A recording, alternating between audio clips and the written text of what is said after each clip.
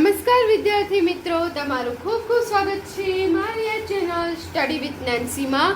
જો હજી સુધી તમે મારી આ ચેનલને સબસ્ક્રાઇબ ના કરી હોય તો જલ્દીથી સબસ્ક્રાઇબ કરજો. આજે આપણે પ્રકરણ નંબર 6 રેખાઓ અને ખૂણાઓ સ્વાધ્યાય 6.1 નો પ્રશ્ન નંબર 1 જોઈશું.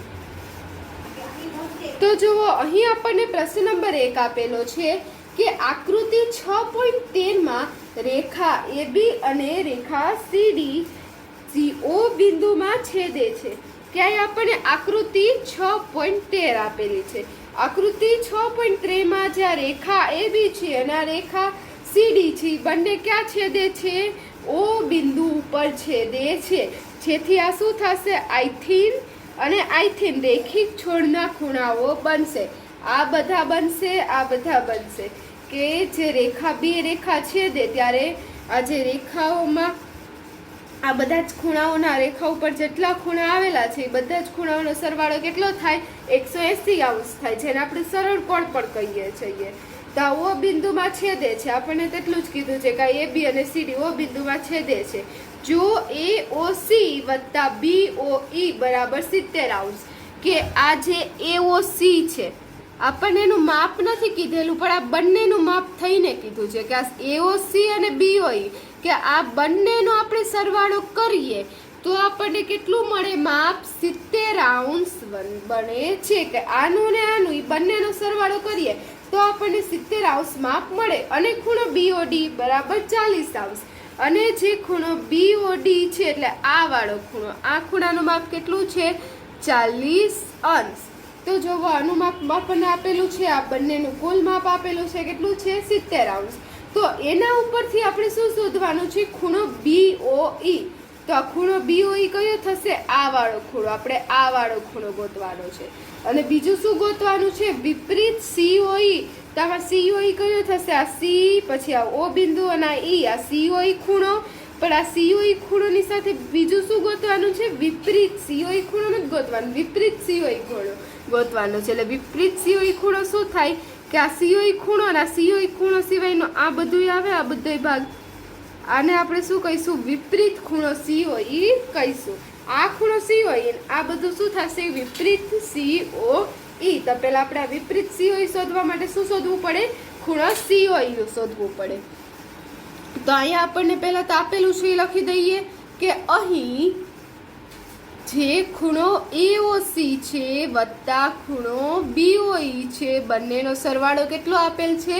70 અંશ આપેલ છે. અને બીજું શું આપેલું છે? ખૂણો BOD બરાબર 40 અંશ આપેલ છે. એટલે કે આપણને અત્યારે પહેલું પદ તો મેં કાંઈ નથી કર્યું, કે ઉપર આપણને જે આપેલું છે એ જ લખી દેવાનું કે આ બંનેનો ખૂણોનો સરવાળો 70 અંશ થશે અને BOD કેટલા થશે? 40 અંશ થશે. એ આપણને રકમમાં જ આપેલું છે. હવે આપણે COE શોધવું છે. પહેલા COE શોધશું, પછી એના ઉપરથી BOE મળશે. તો COE ઉપરથી આપણને વિપરીત COE મળશે. વિપરીત COE શોધવા માટે COE શોધવું પડે, ખૂણો COE શોધવું પડે. તો ખૂણો COE શું કેવી રીતે શોધશું? તો AOB રેખા છે, આ AOB રેખા ઉપર જેટલા ખૂણાઓ આવેલા હોય ને એ બધા જ ખૂણાઓનો સરવાળો કેટલો થાય?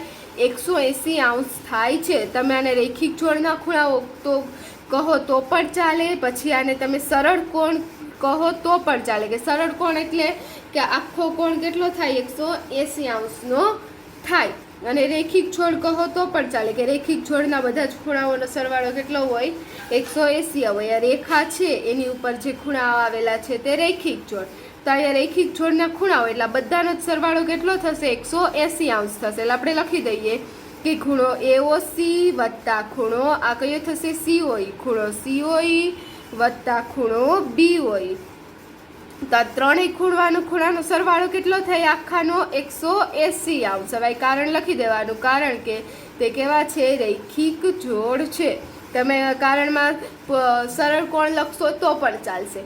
હવે જોવો, આમાં આપણને આપેલું છે કે AOC વત્તા BOE એ બંનેનો સરવાળો આપણને આપેલો જ છે 70 અંશ. એટલે આપણે લખી દઈએ 70 અંશ વત્તા ખૂણો COE બરાબર કેટલા થશે? 180 અંશ.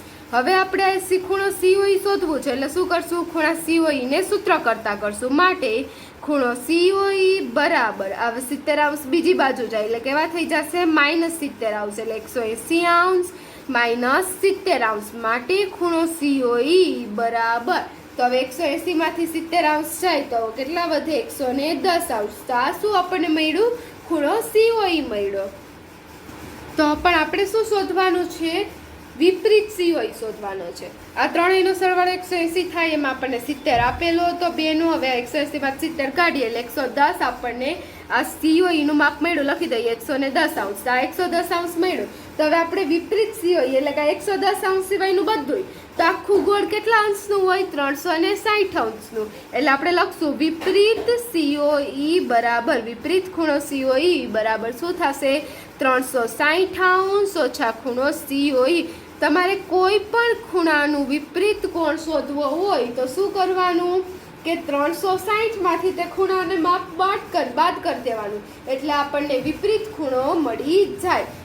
આખું વર્તુળ બને, એ વર્તુળનું માપ 360 હોય, એમાંથી આ 110 છે તો 110 સિવાયનું આપણે ગોતવું હોય તો શું કરવાનું? 360 માંથી તેને માપ કરી દેવાનું. એટલે માટે 360 અંશ ઓછા 110 અંશ. તો હવે જુઓ 360 માંથી 110 જાય એટલે કેટલા વધશે? 250 અંશ. તો આપણને વિપરીત ખૂણો COE કેટલો મળશે? 250 અંશ. તો જુઓ આપણે વિપરીત ખૂણો COE શોધ્યું. હવે બીજું આપણે શું શોધવાનું છે? ખૂણો BOE. તો જુઓ હવે તમારા BOE શોધવાનો છે આ ખૂણો. તો હવે તમે જેવી રીતે COE ખૂણો શોધ્યો ને એવી જ રીતે BOE ખૂણો શોધાશે. કે હવે આપણે આ રેખાને આપણે પહેલા AOB રેખા લીધી હતી, હવે આપણે કઈ રેખા લેશું? રેખા COD. કઈ લેશું? આ રેખા COD. તો આ રેખા COD ઉપર આવી રીતે બનશે, આવી રીતે બનશે. એટલે આ બધાનો સરવાળો કેટલો થશે? 180 અંશ. એટલે આ બધાનો સરવાળો 180 અંશ થાય. આ 110 અંશ, આ 110 અંશ, 40 અંશ. તો આ કેટલું? આનું માપ આપણે શોધવાનું છે. તો આમાં પણ એ જ કરશું કે ખૂણો COE વત્તા ખૂણો BOE વત્તા ખૂણો BOD બધાનો સરવાળો 180 અંશ. માટે ખૂણો COE વત્તા ખૂણો BOE વત્તા ખૂણો BOD બરાબર કેટલા થશે? 180 અંશ. કારણ શું છે? રૈખિક જોડ છે, અથવા તો તમે એને સરળ કોણ પણ કહી શકો. આપણે રૈખિક જોડ લઈશું તો રૈખિક જોડના બધા જ ખૂણાનો સરવાળો 180 અંશ છે. ખૂણો COE નું માપ આપણને કેટલું મળ્યું? આપણે ગોઈતું હતું. કેટલું હતું? 110 અંશ. 110 અંશ વત્તા ખૂણો BOE. તો ખૂણો BOE શોધવાનું છે એટલે એને એ જ લખી દઈએ. અને ખૂણો BOD, તો ખૂણો BOD આપણને રકમમાં આપેલો તો 40 અંશ વત્તા 40 અંશ બરાબર કેટલા થશે? 180 અંશ. હવે જોવો માટે હવે 110 ને 40 છે ને પાસે પાસે લઈ આવીએ તો કેટલા થઈ જાય? 150 અંશ. આ બંનેનો સરવાળો કરી દઈએ. 110 વત્તા 40 તો કેટલા થાય? 150. એટલે 150 અંશ વત્તા ખૂણો BOE બરાબર 180 અંશ. માટે હવે શું થશે? આપણા BOE ની કિંમત શોધવી છે એટલે BOE ની સૂત્ર કરતા કરીએ. 150 ને બીજી બાજુ લઈ જાય એટલે શું થશે? માટે ખૂણો BOE બરાબર 180 અંશ ઓછા 150 અંશ. માટે ખૂણો BOE બરાબર શું થશે? 180 માંથી 150 અંશ જાય તો 30 અંશ વધશે. તો આપણે આ કેટલો મળ્યો? BOE નું માપ 30 અંશ. તો જોવો આપણને વિપરીત COE નું માપ 250 અને ખૂણો BOE નું માપ 30 મળી ગયું.